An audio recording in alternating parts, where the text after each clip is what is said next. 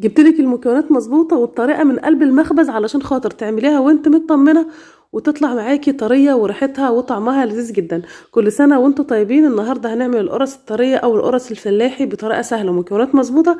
هنصلي على النبي ونقول اللهم بارك. ولو بتشوفينا لأول مرة يا ريت تحطي لايك وكمان تشتركي في الصفحة بتاعتنا، ويلا بينا على طول نشوف الطريقة والمكونات وبإذن الله تعجبكم جدا. اول حاجه معايا 2 كيلو من الدقيق منخولين وحطهم في طبق زي كده.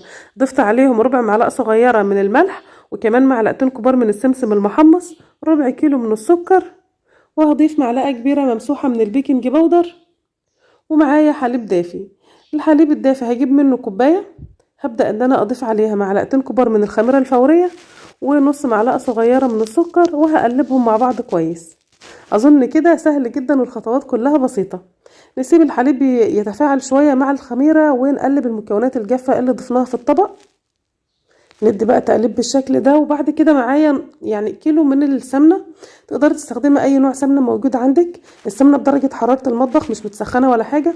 وهبدا بقى ان انا يعني افرك الدقيق مع السمنه كويس جدا، ويا دوب كده الدقيق يتشرب السمنه. وهبدا ان انا اضيف باقي المقادير. والمقادير بقى اللي هتخلي معاكي القرص طريه، طبعا الحليب يعني من الحاجات الأساسية اللي بتطعم القرص جدا.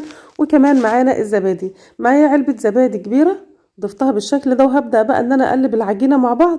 وكمان جنبي حليب دافي. الكمية اللي قدامكم دي اخدت معايا يعني تقريبا كده 3 كوبايات الا ربع من الحليب الدافي. ممكن تستبدليه بمية. هعجن لحد ما العجينة تلم معانا وتكون طرية بالشكل ده.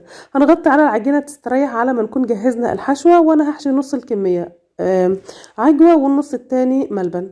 هبدأ بقى ان انا في طاسة صغيرة معلقة سمنة بلدي، وهسخنهم كده على البوتاجاز، وهعجن فيهم العجوة كويس. وهبدأ ان انا اكورها، ونفس الطريقة هعملها في الملبن، بس طبعا الملبن مش بنضيف عليه سمنة. بعد كده بقى جاهزين ان احنا نشكل القرص. العجينة بتاعتنا استريحت وبقت زي الفل. معانا الصينية بتاعت الفرن جنبنا، وهاخد يعني هاخد قطعة عجينة كده حجم القرصة بتحكم فيها زي ما انا عايزة. وهبدأ ان انا ادخل فيها الحشوة بالشكل ده، وهرص قرصة جنب التانية في الصينية لحد ما اعمل كل الكمية. ما شاء الله زي ما انتم شايفين العجينة طريقة ولا بتشقق معانا ولا اي حاجة خالص، وزي الفل. وكمان على الصفحة هتلاقوا اغلب وصفات العيد ان شاء الله تعجبكم. بعد كده بقى هبدأ ان انا اجيب القرص بعد ما حطيت واحدة جنب التانية بالشكل ده وسبت مسافة. هبدأ ان انا اضغط عليها. طبعا لما بتكوريها وتحشيها وتسيبها في الصينية قبل ما تضغطي عليها تسيبها تستريح شوية، بتفرد معاكي على طول. خلاص كده جاهزين بقى ان احنا نديها التشكيل بتاعها من فوق. وبالنسبه للقرص اللي بالعجوه انا هديها كده 3 فتحات، وبالنسبه للقرص اللي بالملبن هنديها فتحتين. هنسيب بقى القرص تختمر وحجمها يرتفع يعني تقريبا كده من ساعه لساعه وربع على حسب بقى الجو عندك. اول ما تختمر بقى وحجمها يتضاعف هنبدأ بقى ان احنا نسويها على درجة حرارة 200.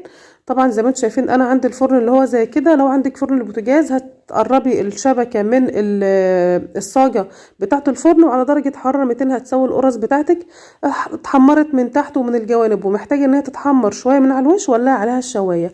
في وقت قياسي هتكوني عملتي اكبر كمية من القرص زي ما انتم شايفين. وبألف هنا وشفا، وكل سنة وانتم طيبين.